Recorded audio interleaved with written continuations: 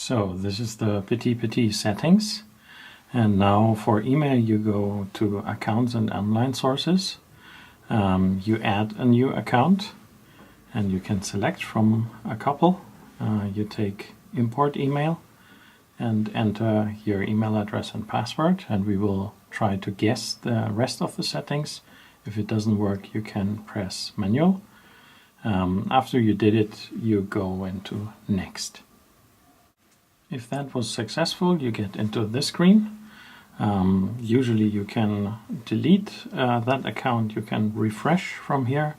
You can define only to import in wireless. You can define how often you want to import your emails. There is a default of, I think, 15 minutes, but you can change that. And you can change how many emails you want to import. I have currently 5,000, the default is 500. We will keep all of these emails here on device compared to a standard email client on a mobile phone that has 100. We can easily handle 5,000. Plus they are on device with all of their attachments and so on. So it may take a bit longer to download them, but you have them offline on your mobile phone. After installation, you will have a couple of PTPT icons. I have dragged out here my emails, so I can start that. And you see your emails building up. It may take a while. It was a second here. And remember, I have 5,000 emails here on my phone. And you see the timeline here and the emails as a list. You can go back 1 month, for example. You see the distribution of your emails. This was in February, just before Mobile World Congress in Barcelona, so I had more emails at that time. So if I go back to March, then you also see that you can scroll through your emails like this. You can jump in the time to somewhere so that you have your emails really navigable here through this timeline, so that you jump, for example, here is a weekend, you jump directly to that weekend. So that's a new way of navigating your emails through time. And there is different ways to do that that I'm going to show you in a second. By the way, you can also change the settings of this timeline here by tapping this. You can navigate through years or months, or have different time resolutions, so you can look weekly on your emails, or by month, or even by year. And you can change the sorting order, so that's different ways of zooming in and out through these emails. So looking at emails is easy. You see here on the right hand side, blue is for not read and black is for read. You can open up one, then you see that email in a compact view.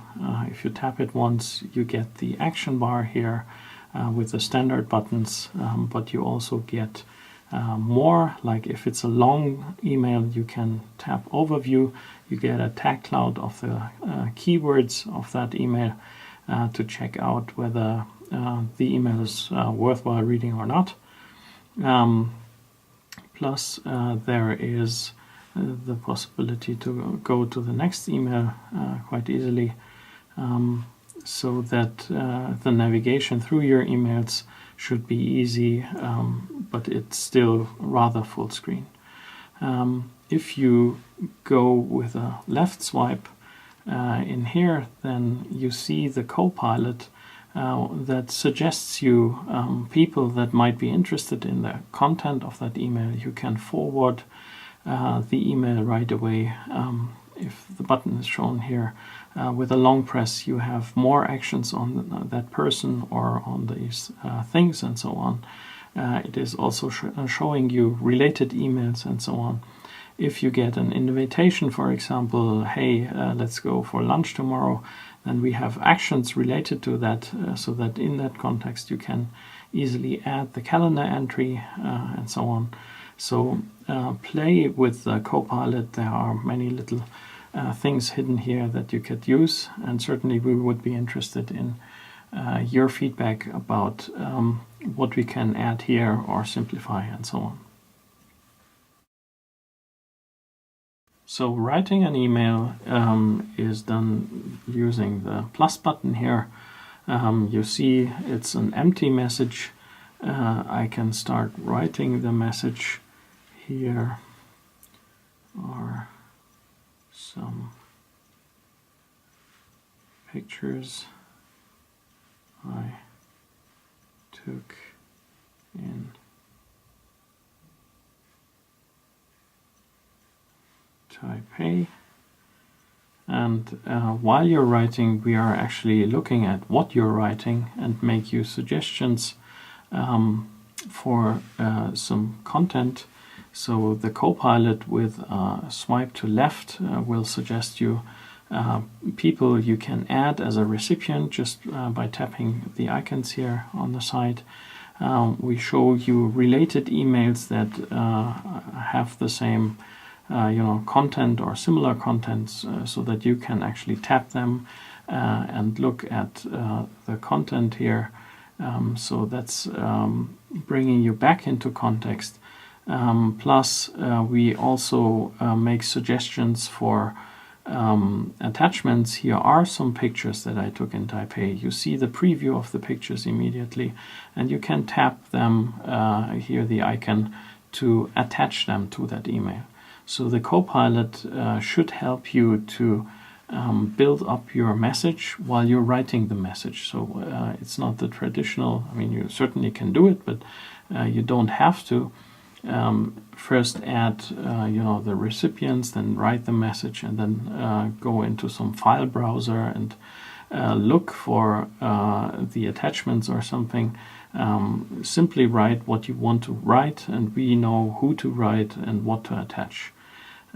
So it would be great to have your feedback on how well that works and how we can improve it. But the AI behind it is quite adaptive and is learning while you're using it. So it would be great to have your feedback on this. You can also filter all of your emails by some topic or a person. You have seen that I went to this filter button here on the left.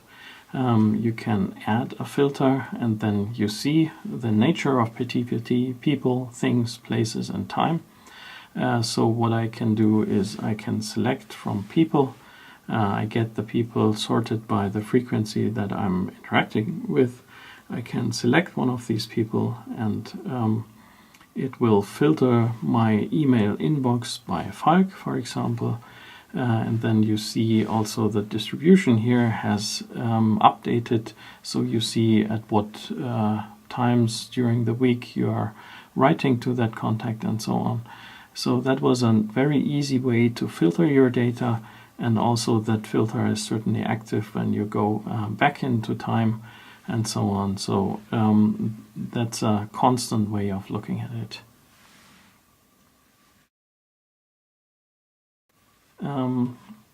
When you want to monitor topics or people, for example, in your emails, you also can use slices. That is a general tool of looking at all of your data in PTPT. It looks very similar to the email client, and what you can do is you can add a new retrieval. Here you have the first one.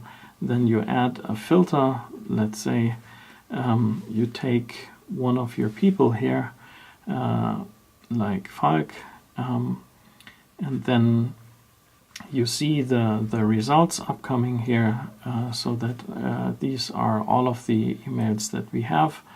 You can again sort them by time. So it's very similar to the email client, but the nice thing is it's everything about Falk here. For example, the different short messages or tweets or whatever he sent, this is the view on this person. The nice thing is I can add another one, so add new, you see, and I take another person and can build up another view on a second person, let's say Paul, and I have the same thing here. And the nice thing is, again here with timeline, that you can actually go back and forth between different retrievals here. So the most important people that you interact with, you can also have here in the slicer and just swipe between them and check out their news. You can do the same with companies or cities or whatever. So the slicer is a very powerful tool to look into different things. And certainly still PTPT knows what kind of message that was, whether it was a tweet or an email and so on. So it certainly knows in that context that this is an email, so you can reply in that email. If it was a short message, then it would also be the reply as a short message, and so on. So this is a convergence tool to look at all of your data and still know in what app to work with. So if you want to monitor one person, you can also do that using a widget. Search in your widget list for PTPT. And then you have the 1 times 1. You can tap on that and build your own retrieval again, so that you add a filter here for people, let's say, and then again I use Falk here so that I get my retrieval, and this is what I will get. I say OK, and I have the widget created here. And you see the preview of how many messages you have from that person, and it's updating. So you can really monitor using a widget a topic. We will certainly refine the design of that widget, but the point is the functionality is there. Please help us to improve. There are so many things around PTPT that are interesting and useful, we hope, and we would love to learn from you how to improve it and what you could use it for in that context. Many thanks.